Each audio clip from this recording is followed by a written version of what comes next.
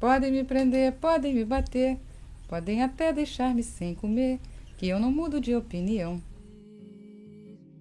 Nara Lofego Leão, mas depois que eu casei eu virei Nara Leão Diegues. Eu nasci em Vitória do Espírito Santo, 19 de janeiro de 42. Bom, a primeira vez que eu peguei um violão eu tinha 11 anos. E meu professor foi Patrício Teixeira. E o Menescal ia lá para casa chepar as aulas, ficava olhando. A Nara, eu acho que ela, primeiro, a gente dizia que ela era a nossa musa, né? Que ela era muito garota, mas super antenada e olhava a música de um, olhava a música de outro. E ela passou a ser aquele centro ali. Eu fui passar umas férias em Vitória, como eu ia todo ano, e ela foi passar umas férias em Campo Jordão. Quando voltamos, nos telefonamos, eu falei, Nara, eu estou tocando violão. Ela falou, eu também, porque eu conheci um grupo que tocava, né? E eu falei, então eu também comecei a tocar com o grupo. E aí nós começamos a nos reunir para tocar violão. Quando você vê, você já está com umas 20, 30 músicas. E as pessoas começam, vem cá, isso que vocês fazem é o quê? Ah, um samba moderno que a gente faz. Nisso, uma cantora que era da nossa idade, mas que já era profissional, falou assim, se eu fizer um show, vocês topavam ir lá dar uma canja? Pô, era o que a gente queria, né? Chegamos lá, estava escrito hoje Silvia Telles e o grupo Bossa Nova. Eu digo, cara, de repente esse grupo não vai gostar da gente tocar lá, né? Aí falei para os organizadores, vem cá, eles não vão ficar chateados de repente da gente chegar? Ele falou, não, que eu não sabia o nome de vocês, desculpe, e botei um grupo Bossa Nova, tem problema? Aí o Bosco falou assim, esse nome é nosso, cara. E já saímos ali como grupo Bossa Nova.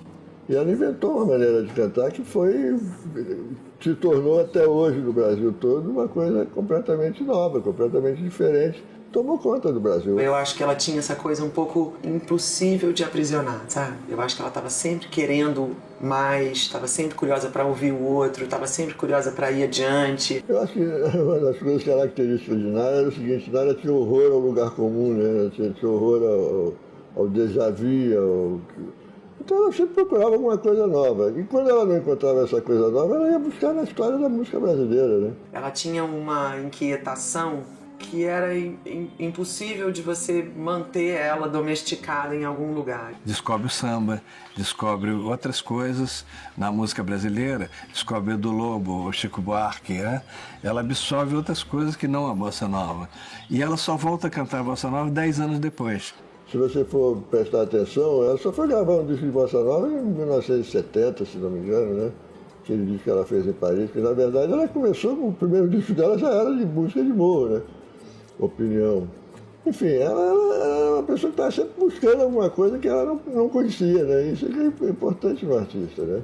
Ela nunca fez aquilo que ela já sabia fazer, ela sempre procurou fazer alguma coisa que ela ainda não sabia como era, né?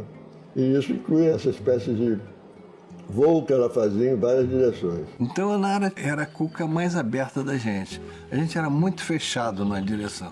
Ou é isso ou não é nada, né?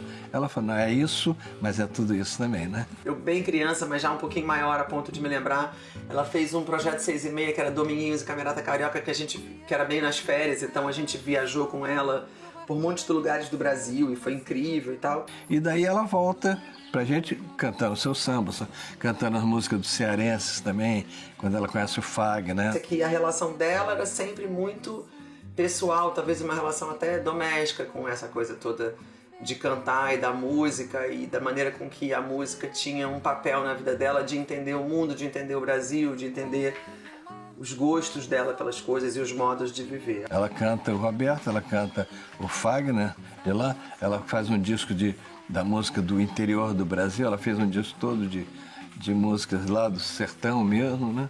A relação dela com o mundo passava pela música, por um lado, e ao mesmo tempo ela fazia dessa relação uma coisa muito pessoal. As escolhas dela eram escolhas pessoais, do que ela tinha vontade de pensar a respeito, do que ela tinha vontade de cantar, do que ela tinha vontade de fazer. Tudo na verdade era uma coisa só. A política e a vida pessoal era a mesma coisa, não tinha essa fronteira, que até aqui é a minha vida pessoal, daqui para frente é a política. Não tinha essa fronteira, entendeu?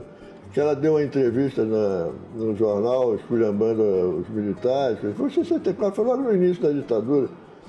E o Drummond fez um poema para ela sobre isso, né? Pedindo ao Quasimodo para não prender ela. O exército vai chamar a Nara e vai prendê-la. Aí o que o Drummond fala? Deixa a Nara livre, ela é passarinho, ela não prejudica ninguém, não. Mas ali ela estava prejudicando. Ela não tinha a menor ideia de que ela estava fazendo uma coisa extremamente revolucionária, contundente. Ela não tinha ideia disso. Ela estava fazendo o que ela sentia, o que ela tinha vontade de fazer e o que ela achava que devia fazer, entendeu? Tinha ali um lado super doce, um lado super firme, um lado super, enfim, severo em relação às coisas, muito exigente com ela mesma, inclusive, mas eu acho que ela era impossível de manter num lugar. Quando você achava que aquilo ali estava num lugar, aquilo escapulia para outro, sabe? É uma imagem de liberdade absoluta, porque uma pessoa que escapa à total compreensão, escapa à redoma, escapa, quando você acha que ela vai para um lugar, ela escolhe outra coisa. Isso é preciso entender a Nara do ponto de vista assim, da integridade dela. Não havia planejamento. Eu vou dar essa entrevista porque aí eu vou ficar não sei o quê. Mas não tinha isso, nunca teve. Ela nunca procurou o sucesso, pelo contrário, ela tinha até medo de sucesso. Ela tinha até um certo receio de fazer muito sucesso e não ter mais paz na vida dela, daquela coisa que ela mais queria. Mas isso voltava muito forte, porque ela não tinha dimensão dessa importância que a fala dela tinha, que as escolhas dela tinham, né? E ela era muito do contra, né? Porque na hora que tava dando certo ali, fazendo sucesso, ela dizia, ai, não, chato isso aqui não, quero fazer outra coisa. Então tinha uma coisa, nunca ligou muito para ganhar dinheiro. Isso era a Nara. Não tem, né? Não é nada posado, você vê que nada, né? Ela era isso aqui, cara. É uma pessoa que eu adoro, só tenho lembranças